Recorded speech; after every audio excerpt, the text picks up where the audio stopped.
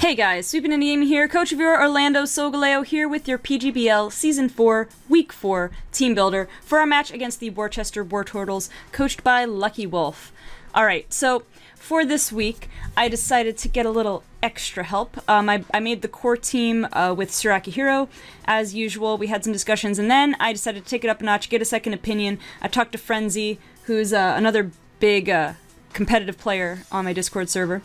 Many thanks to Akihiro and Frenzy for the work on this team. I'll get into their suggestions after I'm done going over this team, my opponent's team, and I've even got some notes that Frenzy gave me. It's going to be pretty interesting. We're going to try to run down. I'm going to try not to ramble as long as I usually do in these team builders. We'll see how well I do with that. But I am going to try and be fairly thorough. Alright, so look at my opponent's team. He's got some interesting things going on here. He's got Celesteela, of course, which is like, and Darmanitan, which is a huge threat. Scolipede, which could be a huge threat. His two Z users, they're not necessarily the most threatening things that could have been Z users. I mean, Celesteela could have been maybe a scarier Z user, maybe even Mew. I mean, there were no, Mew's signature Z move wasn't allowed in this draft, I believe. But Mew could have been a strong Z user. Darmanitan, I suppose, although Darmanitan's better serviced as like a bandit or scarfed, I suppose. Actually has sheer force, so with Life Orb it's kind of a beast. Anyway, I guess having Jolteon and Ludicolo as Z users just makes them more threatening. But anyway, seeing what my opponent has going on here, given that my draft includes Mega Tyranitar with the sand, he might want to run the water. Actually, maybe because I have the potential for sand on my team, he won't. But you can see a little bit of a rain team sort of synergy going on with Politoed to set the rain. Ludicolo could have Swift Swim or even Rain Dish, wanting to run a bulky set. And Jolteon to have 100% accurate Thunders. The only thing that makes it bad for him is that it weakens Darmanitan for its stab attacks.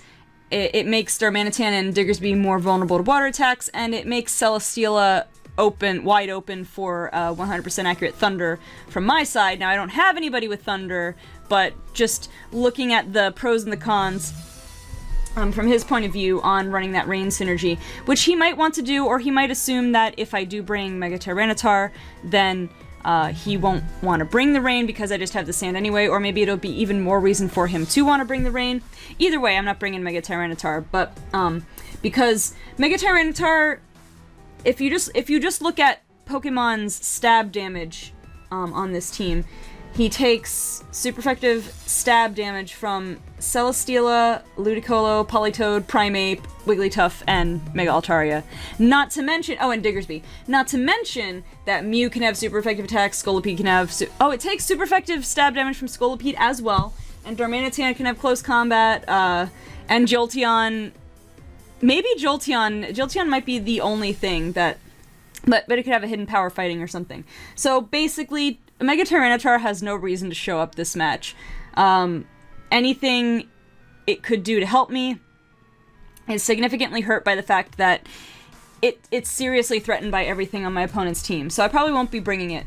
As for Darmanitan, this is where it gets a little more interesting because, while I talked with both Frenzy and Akihiro and I were talking, like, it doesn't seem, if he wants to run rain, it doesn't seem like he would want to bring Darmanitan, even if he didn't want to run rain. Volcanion pretty much walls Darmanitan as far as I know. I suppose, does it get Earthquake or Stone Edge? I need to remember that, but Volcanion somewhat walls Darmanitan. And even Landorus can intimidate it. My draft has Hitmontop, which could intimidate it. I have Suicune. I have a lot of things that could hurt it. But then, talking to Frenzy, he was pretty confident that Darmanitan will show up because Darmanitan is such a threatening Pokemon anyway. In spite of the answers I may have to it, it's still worth bringing, which I could see that as well. I mean, it's probably one of the biggest, just in general, not necessarily comparing to anybody's team in particular, but it's probably one of his most threatening Pokemon on his draft. So regardless of whether I think he's going to bring it or not, it's well worth trying to have at least one answer for it. And that's been my theme. If you guys haven't watched my other matches already, go ahead and check them out. Basically, whenever I've had a problem, though, so far, my main problem has been not having a sufficient answer for a certain wall on the team, or B, not having a plan B answer to every Pokemon. Now, granted, you can't always have 2 answers to every Pokemon on the team, but at least that was kind of my philosophy, to try to have more than one answer for everything that I deemed a decent threat on my opponent's team. Excuse me. So, as for things that... Let's go over things that I think he would bring. I feel like Celesteela is a given. Mew is probably a given. I already mentioned how I feel about Darmanitan. Yes or no? Jolteon... I feel like Jolteon... Was it Primeape gets U-turn? Mew gets U-turn? I feel like he'd want to bring Jolteon for a Volt turn, or at the very least, just Jolteon. Scolipede he might want to bring for... Because is Scolipede Toxic Spike setter? Does he have any other hazard setters, now that I think about it? Scolipede and Diggs... Actually, Mew can set Stealth Rock, I believe, because Mew can learn any tutor move. Yeah, Mew's a pretty decent hazard setter on this team. And it can be a pretty decent offensive mon, it can be a pretty decent defensive mon. Mew, of course, is versatile. It can be anything he needs on his team. I think Scolipede... Actually, let's just scroll down. It's gonna mess up the layout for you guys a little bit. But let's check out all the hazard controls. So Mega Altaria and Mew get Defog, Diggersby and Scolipede get Spikes. Mew and Wigglytuff get Stealth Rock, and Scolipede gets Toxic Spikes. So, actually, compared to teams I fought in the past, not quite as many hazard setters as I faced before, but still a good amount of hazards to potentially worry about.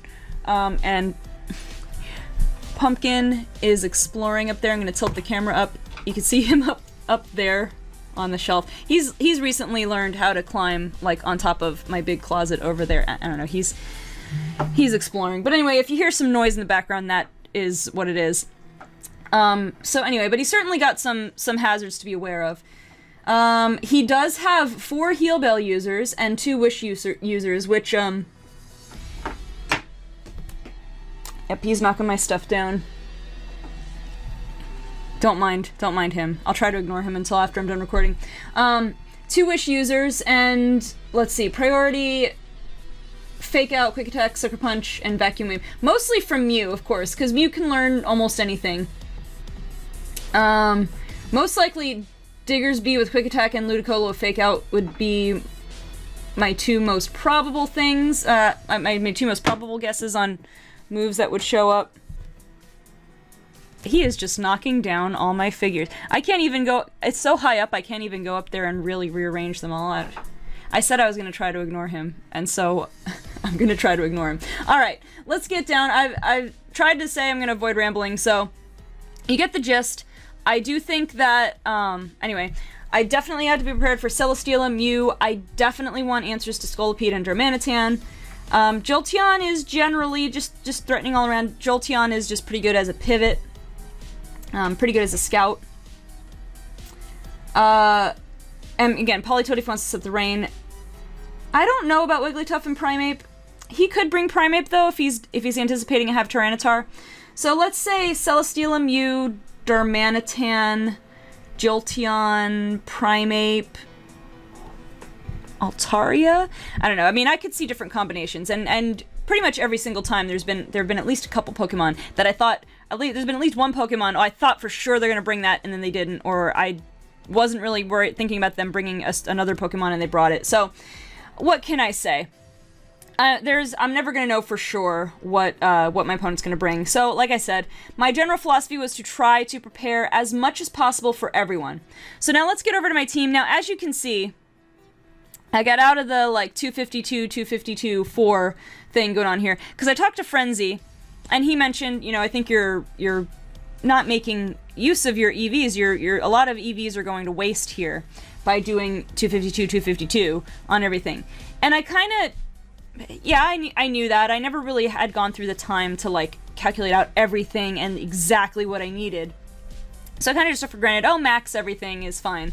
But then Frenzy reminded me that you should always do your calculations. If we're in a league that does level 50 battles, you should always do your calculations for level 50. And because, you know, I knew there was a difference in the stats and everything, but Frenzy impressed upon me how important, how much of a difference it makes. So, like, basically, any wasted, putting too many EVs into the wrong thing really goes to waste at level 50. You could put them in other places to get a better spread on things. And, so that was, I made sure to put level 50 in my Showdown team builder too, just to kind of accurately reflect that. So, basically though, what we did, Saraki Hero and I went through the original pass, putting the team together. I can't scroll all the way down for you to see my last two on there. But originally I had on this team, so the team right now has Landorus, Volcanion, Bronzong, Suicune, Cloyster, and Tangrowth. Now originally I had Landorus, Volcanion, Bronzong, Tangrowth, Hitmontop, and Ribombee. After talking to Frenzy, I mean, he thought most of the Pokemon and movesets that we picked were pretty good, but he recommended two swaps, and one was, well, basically he recommended swapping Hitmontop and Ribombee, getting rid of them, and putting in Suicune and Cloyster instead. Now, this does put 3 water types on my team, I have to bear in mind, which makes Jolteon extremely threatening.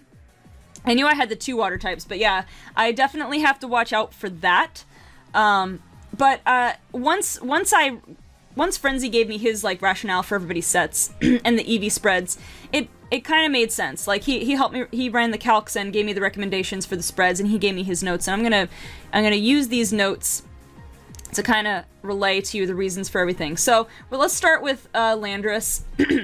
Landorus is going to be our Z user for this match. You know, standard here, Earthquake, Defog for our hazard control, Swords Dance, and Stone Edge. Just so good setup and 2 strong moves, basically. The usual. So now let me find the reasoning here. Let's see what we were doing. Oh, now Pumpkin's gonna meow. He wants to get out. All right, let's. So this spread here is jolly. You have 244 HP, 60, sorry, attack, 108 defense, 4 special defense, and 92 speed. And his notes were takes hits for mostly everything at neutral and eats hits at -1. So that's like after intimidating something, of course. It's never 2-hit KO'd by Choice Band Primeape Stone Edge. Never 1-hit by Choice Band Darmanitan's -1 Flare Blitz. And Pumpkin's messing my carpet. Dang it. Never 2-hit KO by -1 Mega Altaria Return. So, basically, I guess this investment here in defense, plus Intimidate, and plus the HP investment, gives it enough to handle most threats, which is fair. I think, and I'm trying to remember, I lost the notes from before, but he said something else to the effect of the attack investment. Maybe that was Volcanion he was talking about, but the attack investment takes care of most things, and I'm going to be boosted anyway if I get Swords Dance off. And then I can't remember his speed. I think it was this one where he said the speed I should be able to always outspeed Ludicolo, except if it runs Swift Swim, but you know, we'll cross that bridge if we come to it. The one plus if he does run Rain is that I do have a lot of Pokemon that can take advantage of that. Once again, I have to watch out for Jolteon. That gives me a hard time. However, between Landorus and Tangrowth, I have good answers to wall Jolteon. So, let's move on to Volcanion's set. We're running choice specs today, as nervous as it always makes me to run choice items. Both Saraki Hero and Frenzy recommended it. We got Steam Eruption, Fire Blast. Fire Blast because I need it to guarantee the one shot on Celesteela for specially defensive Celesteela, I believe it was. Earth Power for Jolteon if it switches in on me. But I don't think anything that doesn't resist is gonna want to switch in on Volcanion, to be honest. And Sludge Bomb for Altaria, for Wigglytuff. I don't know if it hits anything else in particular. Altaria, Wigglytuff, actually it hits Ludicolo. So yeah. Because Steam Eruption, Steam Eruption will hit anything pretty hard. I mean, except his water types. But anything else, I guess not Mega Altaria. It hits most things, though. Steam Eruption, mainly, though, takes care of Digger's Beat, Darmanitan. Fire Blast takes care of Celesteela and, where were we? Takes care of, well, mainly for Celesteela. It hits Scolipede pretty hard, too. Earth Power for Jolteon, and, once Altaria is Mega Evolved, his only thing immune to ground is Celesteela. I have to keep in mind, too, the Rain, if he does have the Rain, the synergy is going to be good for Celesteela to resist fire. So, I'm going to have to figure out a way around that. I'm going to try to play smart there. It depends. I mean, if he goes full Rain Team, I'm going to be in trouble with Jolteon. But again, I'm going to have to play smart. I'm going to basically Tangrowth is going to be my answer to everything if he's running Thunder Jolteon in the rain. But this EV spread, we're running Timid, 220 HP, 116 defense, 12 special attack, 4 special defense, 156 speed. I don't know if you can hear Pumpkin. I'm sorry if you hear his meows of woe as he just wants to get out because he's done in here. Don't worry, Pumpkin. I'll get you out after I'm done with this. The more... Oh, hi! Well, he just said hi to y'all. So, alright. So, this spread, 160 speed with Timid, creeps 0 speed, neutral nature Mew. So, I guess if it's defensive, if it's not explicitly made for speed, I'll outspeed Mew. Where were we? 44 special attack investment will one-shot most things on his draft with respective attack after rocks. So yeah, I'll get to, Bronzong has Stealth Rock. You take Earthquake from Choice Band Darmanitan, +1 Adamant Mega Altaria, and Choice Band Primate from full if rocks aren't up with the HP and defense investment. So that's the main thing. Giving me some bulk and not just... I mean, that's the good thing that I need to get better at as far as... I'm starting to get a little bit better at making plays. I'm getting a little bit better at choosing my movesets and everything. But the EV spreads, these specific EV spreads, customizing for specific teams is definitely an art that I need to get more into. Pumpkin, you're just gonna knock something else down, aren't you? It's the ongoing saga throughout this video. Alright, I better get through this quickly. But anyway, these are the stats there. Let's go over to Bronzong. I don't remember if I had any notes on Bronzong. I don't know. I don't remember if I took... I think he gave me notes. I might not have copied him down. But anyway, we've got... I mean, it's almost a full defensive set. We've got Sassy Nature, 252 HP, 212 Special Defense, 44 Defense. I mean, other than a... Yeah, he did give me notes on this. I just can't remember what they are. He did give me... Wait. Oh, no. This... So other than Shadow Ball on Jolteon, and I think he said this lives a Shadow Ball on Jolteon. Other than that, though, this is another answer to switch in on Jolteon. Sorry, I'm just watching the potential... I have all my game cases up there, and I'm just waiting for them all to start raining down. Anyway, we got Gyro Ball, Psyshock, Toxic, and Stealth Rock. Stealth Rock, of course, for the setup. Oh yeah, I just realized Landorus was going to be my lead, and now U-turn's not on him anymore. So I might lead with Bronzong. As a matter of fact, if he doesn't bring Darmanitan, I don't think I lose anything by leading with Bronzong. I can set rocks turn 1. I can Toxic anything except Scolipede and Celesteela. So yeah, I'm thinking that would be a good lead. Anyway, Gyro Ball hits Mega Altaria, of course, hits Wigglytuff. Nothing else for super effective. But anything that's fast isn't going to want to take a hit. Psyshock is for Scolipede, because... Now, I don't know about this set. If Scolipede hasn't boosted yet, I can wall something from him, I believe. But anyway, Psyshock hits Scolipede. What was the other thing he told... Oh, Primeape. Psyshock hits Scolipede and Primeape. At first with Sarka Hero, we were talking about Zen Headbutt, but looking at it, Psyshock is probably better. I mean, my special attack is marginally lower than my attack, but at that point, it's not going to matter. Psyshock has a little bit higher base power and is 100% accurate. Higher base power or the same base power? I don't know, but that 100% accuracy makes me feel better, so I'm okay with that. Toxic's just for almost anything on his team. Stealth Rock is, you know, put pressure on his team, get that chip damage off so that things can come in and sweep. Alright, Next, we have Suicune. I think I do have stats for him. It's almost a standard set. Again, bold, 252 HP, 212 defense, 44 special attack, though. Getting a little bit of special attack investment. With Scald and Calm Mind, Substitute, and Protect. So, removing the Rest and Sleep Talk for the Substitute Protect instead. Let me pull up the notes on this. Where is it?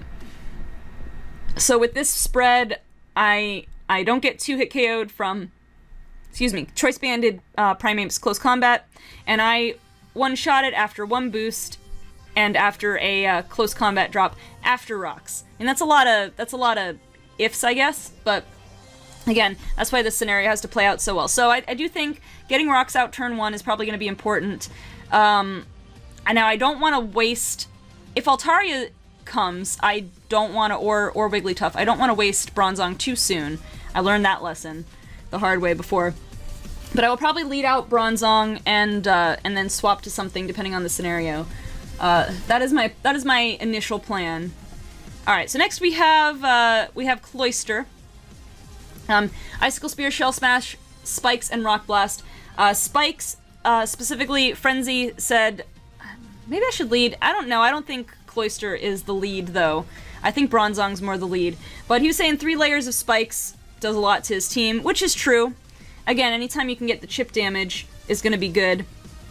And in particular, doing a little bit more to, well, it won't hit Celesteela because it floats, but it'll do more to Diggersby and Primeape, which will resist the Stealth Rock a little bit. But anyway, we have a 236 HP, 4 attack, 100 defense, 12 special defense, and 156 speed. With the Jolly nature. And Frenzy made a point, I don't need all that much attack investment if I'm going to be running Shell Smash, which is true. We're running the Lumberry. Let's see. Where are my notes for that?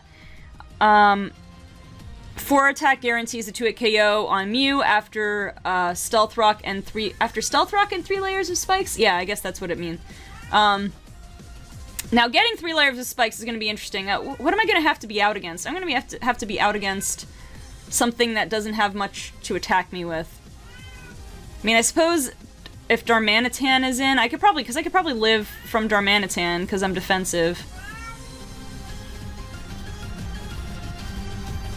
Maybe even Scolipede if it's not boosted. I don't know. Anyway, what was his other note?